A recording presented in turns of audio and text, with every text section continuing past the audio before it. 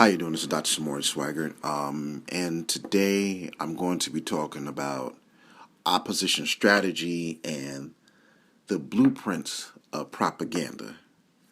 So, I I wanted to make sure that I discuss this so that people really get an idea.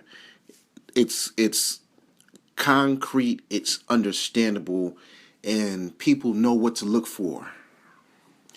As you can see locally, nationally, and globally, you're seeing the smothering of the poor and the middle class, and you're seeing the stripping away of rights. People are being violated. You're hearing their grievances discussed on a platform. But what we're seeing also is the fact that there is opposition, no matter if their grievances are legitimate. You're seeing opposition from people in power. So I want to talk about the blueprint propaganda and opposition strategies that are enlisted to keep people oppressed. So I did 17 strategies that you'll see to keep an eye out for. I have a very keen eye. I watch, I listen, analyze a lot of things. So I just want to share with you some of these things you guys probably already know, but you just have, sometimes you have to talk it out and have it crystallized for you to really make sense of what you're thinking, organize your thoughts. So number one, ignore the people's suffering. Ignore their agony, their misery, their misfortune. Never acknowledge the suffering to avoid accountability. This is what you see. So whether we're talking about African Americans fighting for rights, equality, justice, reparations, all of that, or we could be talking about any group. What you'll see is they will discount, discredit, not acknowledge your mission, your objective, your grievances, your concerns, your issues, because once you do, they are now liable and held accountable for addressing these grievances of law-abiding, tax-paying citizens. So it's almost as if, see no evil, hear no evil, speak no evil. Because I'm ignorant to your grievances, I don't have to address it. So that's number one. Number two, ignore the initial cause and only focus on the resulting protests, riots, and property damage. So, like when you saw Baltimore or Ferguson, the media will focus on, they burnt down this store, they burnt down this car, they flipped over this car, they broke this telephone booth, the pharmacy was burnt down. You saw what they did to the police car. There was just melee and pandemonium here. But they're not going to focus on the initial cause, which is we're protesting excessive police force, police brutality, highway interdiction that's occurring. You choked this man out who was unarmed, who was telling you that he couldn't breathe. You shot this man over 50 times, unarmed, in his car. He's about to get married the next day. Amadou Diallo, you shot him over 30 times. You shot this couple over 100 times in their car. All these type of things that you're seeing are legitimate grievances that the public is bringing to the national attention of how they're being treated by law enforcement, or maybe not even law enforcement, what they're experiencing in their job, unfair wages, as you saw with like Occupy Wall Street. So they'll focus only on the riots and the protests and all the different, what would say, damaging ramifications. But you're not going to focus in on the cause. Why are these people going ballistic? If you address that inequality, if you address this unfair practice, if you address this illegal practice, if you address this immoral, unethical practice, the people wouldn't be rioting in the streets in the first place. Number 3, attack the career, reputation, and financial livelihood of the leaders and spokesperson as to buffer them down and weaken them. So, oftentimes you'll see that there was, especially like in the civil rights movement, they had their leaders. So they'll attack them, attack their livelihood, their reputation, their careers. So, it'll almost mute them.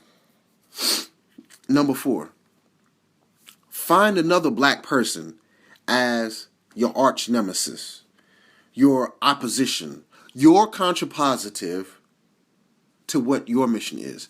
They're going to be there to negate your effort, and greater society that doesn't want to embrace what you're trying to do, they're going to co-sign, endorse, and prop that person up. So they'll, like, if you think of African Americans, they'll be like, oh, we have this African American person that doesn't feel this way. This person here has a great working relationship with the cops. This person right here doesn't see any type of bias or racial inequity on their job. Or this person here doesn't seem like they have a problem getting loans. And so they will find a needle in the haystack and then say the haystack doesn't exist. So that is what we have to look out for. That's one thing. Number 5, bombard the media with irrelevant and unrelated stories to distract, deflect, and divert attention from your cause. So you have a legitimate cause. We've seen Sandra Bland. We've seen Amadou Diallo. We've seen Sean Bell. We've seen Mike Brown. We've seen Eric Gardner. We've seen John Crawford. We've seen what happened to the young man at Fruitvale Station. The list goes on and on and on. We've seen what happened to Tamir Rice. It goes on and on and on and on and on and on and on. Right?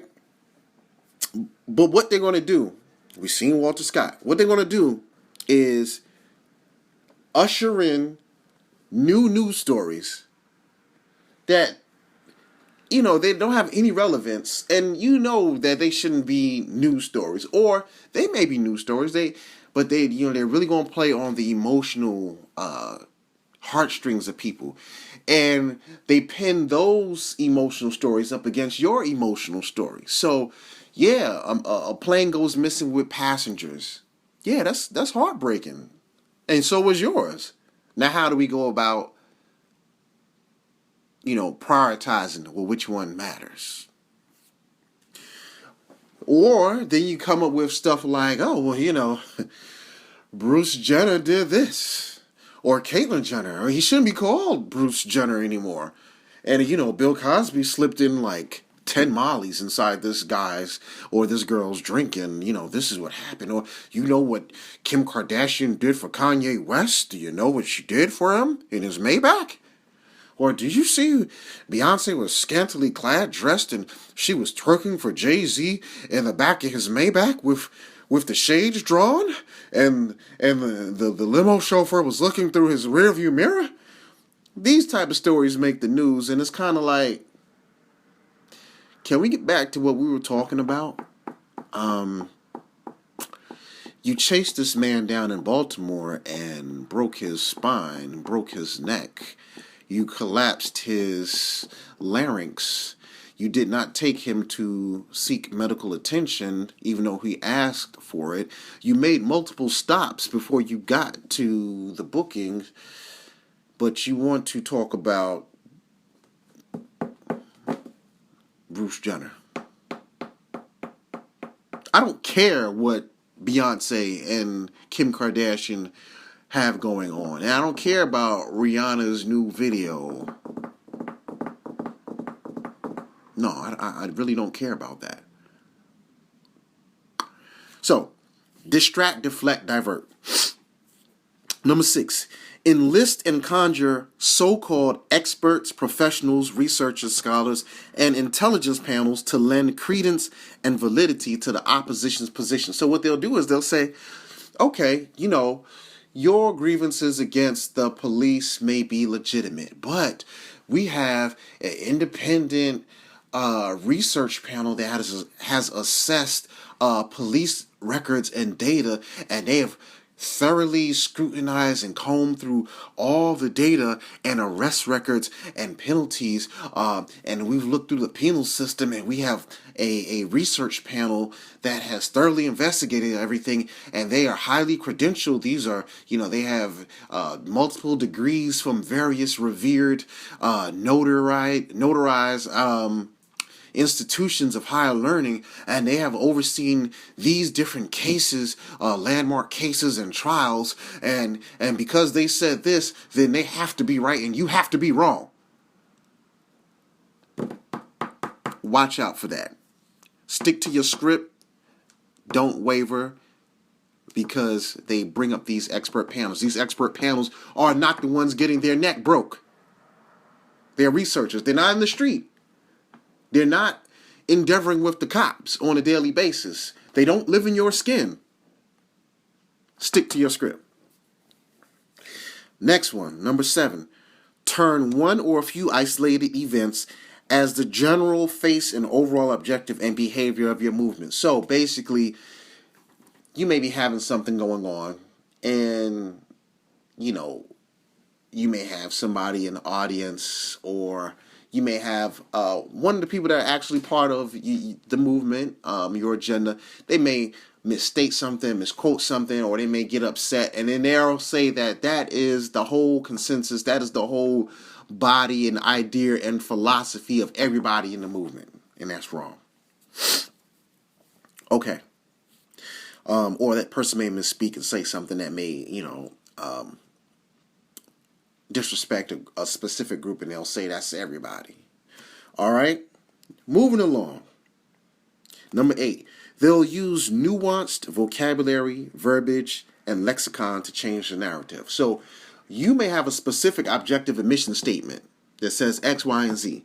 And if you're not careful, you're not thoroughly scrutinizing and analyzing what the media is saying, you have to go out there and be proactive and correct and consistently and repetitively and frequently state your cause specifically, because once they start changing words, conjunctions, and, or, and they start adding on things and turning certain phrases and catchphrases, your message initially will be changed to something completely different, and that'll be what the nation remembers. So be careful of how they change the vocabulary about what you're saying. Number 9, intentionally spread disinformation and falsehood. So basically, they're just deliberately coming in, spreading lies. What they'll do is, and here's some of the key things that they'll do. They'll say this: well, sources say, or witnesses said. Once you hear sources say or witnesses said, automatically your mind and your people that are engaged in your agenda, automatically they need to hop right on that news network or that reporter with the questions. Who, when, where, what, why, how? Who is the source? By name. What specifically did they say? Show me that. Show me the tape. Show me the records. Show me the documentation in which they said it. When did they say that? Where did they say that? How were they saying it? Did you just take a portion of it, or are you giving me the whole way in which it was said? And why did they say it? Did you ask them a specific question that kind of pushed them in a direction? Were you baiting them into saying something? So once you hear that, sources say, witnesses said, automatically, who, what, when, where, why, how. That's how you need to come off with it. Quick with it. Don't stutter, don't stammer. Come out with it.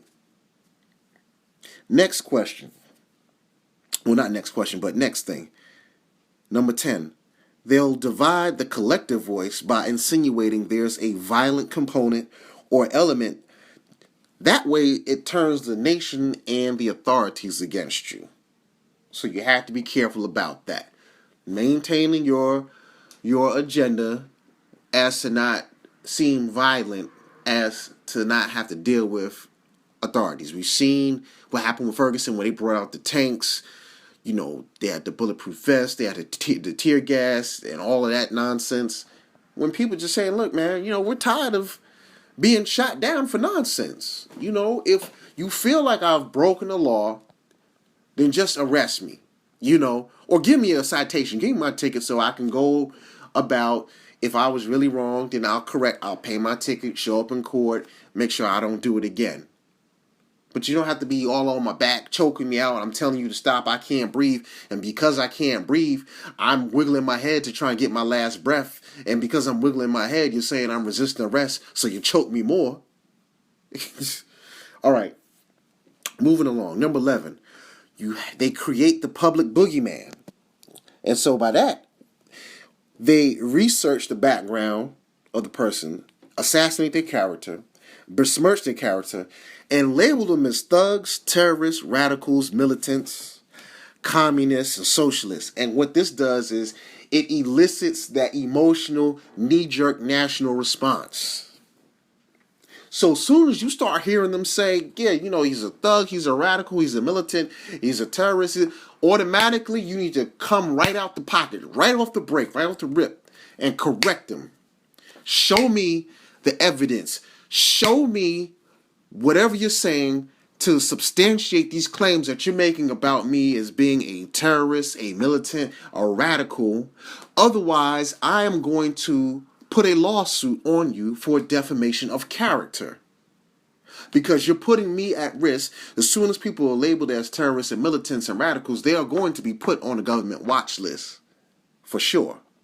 So now you've ruined my life by putting this out there. So if you don't have the evidence to prove that and substantiate that and back that with facts, know that there's a lawsuit coming against you for libel and defamation of character. Number 12, they're going to push the reverse racism argument. Number 13, they'll dispatch internet trolls and they'll disperse event agent provocateurs. So what they'll do is they'll sabotage your messages, sabotage your website, sabotage your comment section, and even in physical rallies, they'll be up there, the ones breaking up things, looking like they're starting all these fights and riots and melee and mayhem. They're not the real people that were for your movement. They're the ones that have been intentionally mixed in and infused in what you're doing to give your group a bad reputation. Number 14, enlist shock jocks in broadcast media to specifically evoke hysteria, paranoia, fear, and manufacture hate. That is tried and true. They're going to get their shock jocks on the radio, and they're going to give everything to make you guys or you look like the arch enemy, public enemy number one of society. Number 15, cherry pick statistical data for reporting that isn't representative of true demographics and research data. So as you are pleading your case, they'll, pull up stuff. Oh, well, 90% of African American men have an arrest record. And it's kind of like, well, okay, you just said that so boldly. Where'd you get that data from? Who did the study? Where did they conduct the study? When did they conduct the study? How many people were in the study? What were the study parameters? What was the time frame of the study? You got to have all these questions ready because they will pull that and they'll throw it out there and you'll just accept it as fact. No, you need to get to the specifics of it. They'll cherry pick statistical data. Number 16, be very, very, very careful. They will put female reporters against strong-willed, aggressive male activists.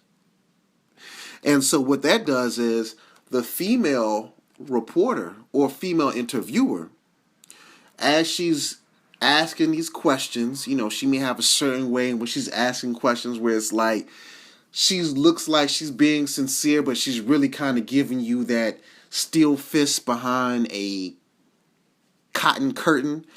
And when this aggressive male activist responds, he's looking like this aggressive, beast-like person. And then it goes into a female male. This is a misogynistic thing, and then it turns the female component of your agenda against the male component, and now they've just inserted a divide between you guys. So I think that is good that if the message is the same and consistent throughout everybody in your group, when they try to give you, when they want to have, interviews and stuff, find out who the reporter. If it's a female, let me give you my female representative. If it's a male, okay, let me give you my male representative. That way, gender is matched, and you can't pull that, oh, this is the guys here, and, cause that gender divide. And lastly, number 17, they'll shame the supporters into feeling guilty about the platform that they support. So almost like, oh, you support these people, you should feel bad because they stand for this and X, Y, and Z. You really should. This is not patriotic. This is not symbolic of who we are. And it's like, listen to what we're saying here. We're tired of X, Y, and Z, whatever your cause may be. And this is why we're out here protesting. This is why we're marching. And if we have to step on toes for you to understand what we're doing, maybe your toes can hurt a little bit so that my back doesn't hurt anymore. So that's it. Just want to share opposition strategies and propaganda blueprint. And that's it. This is Samori. Hope you enjoyed that. You can hit me on Twitter at DocSwag06. That's DOCSWAGG06. And those are the 17 strategies that I've observed. All right. Peace.